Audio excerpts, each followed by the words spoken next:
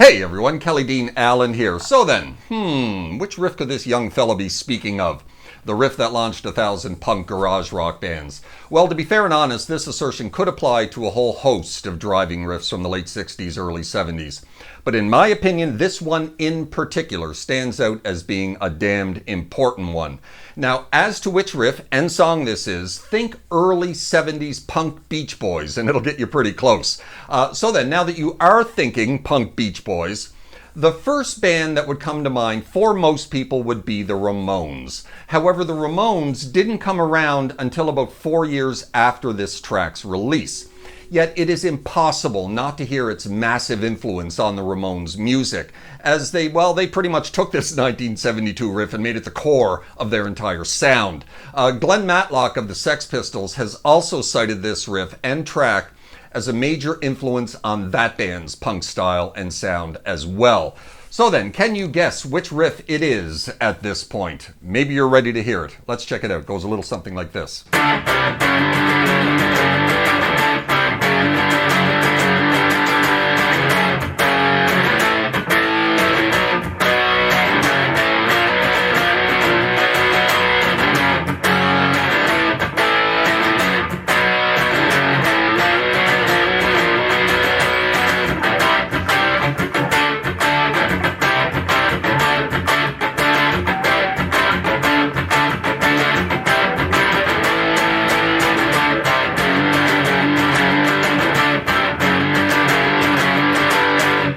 That, of course, was Hang On To Yourself by Mick Ronson and David Bowie from Bowie's 1972 album The Rise and Fall of Ziggy Stardust and the Spiders from Mars. Punk, before punk even had a name. Now, to be fair, the term punk music was being bandied about in the early 70s. However, it didn't really and truly enter the mainstream vernacular until the mid-late 70s, when it became a much more defined and separate genre of music. The term proto-punk is a more modern term that we often use to describe those early 70s bands that had a more raw-edged garage rock feel to their music, that at the time didn't really have a distinct label that one could attach to it, other than, well, just rock and roll music, I suppose. Despite the fact that people certainly knew that it was different and edgier and more raw than the more mainstream rock fare of the day. The Velvet Underground, Iggy and the Stooges, Patti Smith, MC5, the New York Dolls, so on and so forth, all somewhat fall under this proto-punk banner. Bowie as well to a certain degree, but especially on cuts like this one. And with Bowie achieving a level of fame in the early 70s that none of these other artists could even ever dream of, one has to give his influence on what would go on to become punk music just a few short years later just a little bit more weight.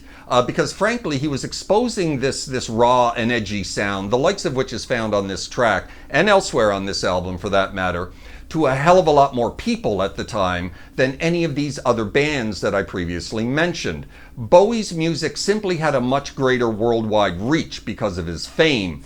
And that's why I feel that this track especially, and of course tracks like it, are so important to the whole punk movement proper that was to follow just a few short years later.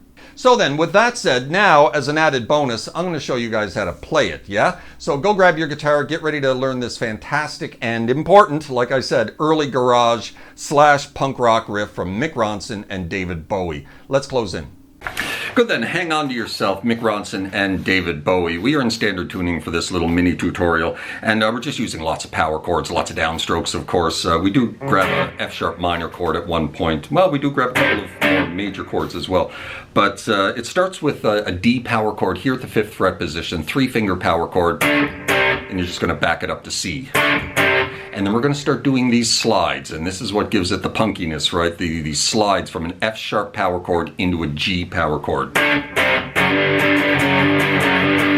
Now there's a pattern going on here, and the pattern is the first time you slide in from F-sharp into G, you're doing it very quickly. You're not hanging on that F-sharp for any amount of time whatsoever before you're into the G. Right? Very quick. And then you're going to strike that G twice. And then you're going to back it up to F-sharp, slide it back into G again, hit it once. And then you're going to back it up to F-sharp again, slide it back into G and hit it 3 times. Kind of like that, right? Repeat. And when you repeat it the second time, you're on this G. First time we struck it 3 times. This time we're going to strike it 1 extra time and let it ring because we're leading into the first verse. 2, 3,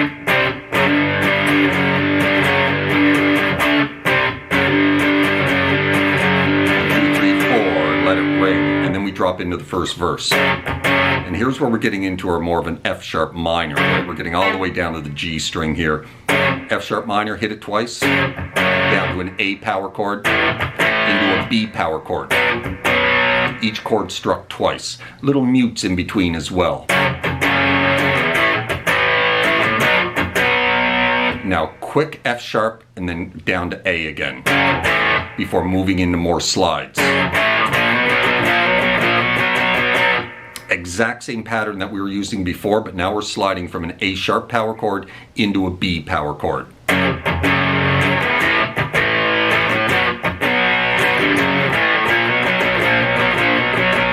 Right, slide in, pick it twice, slide in, pick it once, slide in, pick it 3 times.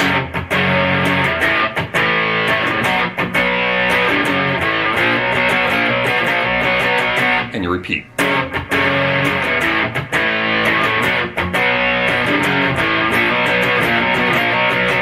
And that leads into the chorus. So before we get to the chorus, just going to back up right to the beginning and recap.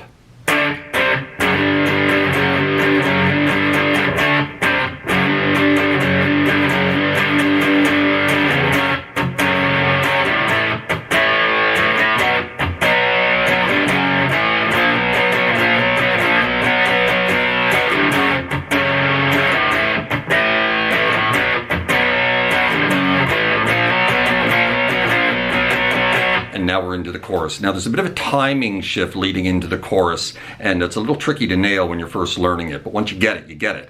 And this is the chorus. Now we're using more like major chords, bar chords, right? In C. We're starting in C and we're just bouncing back and forth between C and D.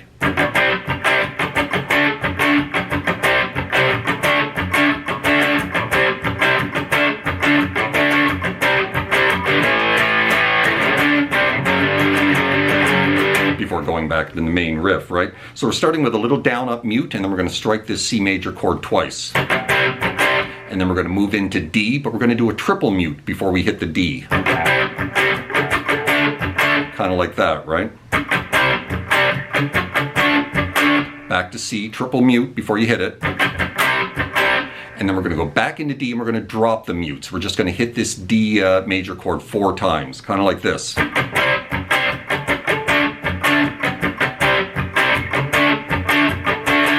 And then back to C again, and then back to D 4 times, back to C, and then you're going to go off to an A power chord, strike it I think 4 times, 1, 2, 3, 4, and then back into the main riff.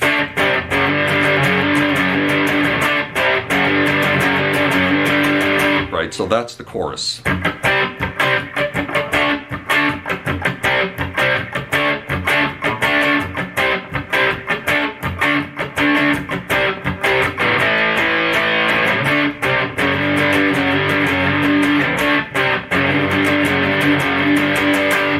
And that, my friends, is how you play Hang On To Yourself by Mick Ronson and David Bowie. Certainly hope you enjoyed the video. If you did, please hit that like button. Drop me a subscribe if you haven't done that already, as that would be awfully kind. Hope you're well out there in your little guitar corner of the world, wherever that may find you. And we will see you next time.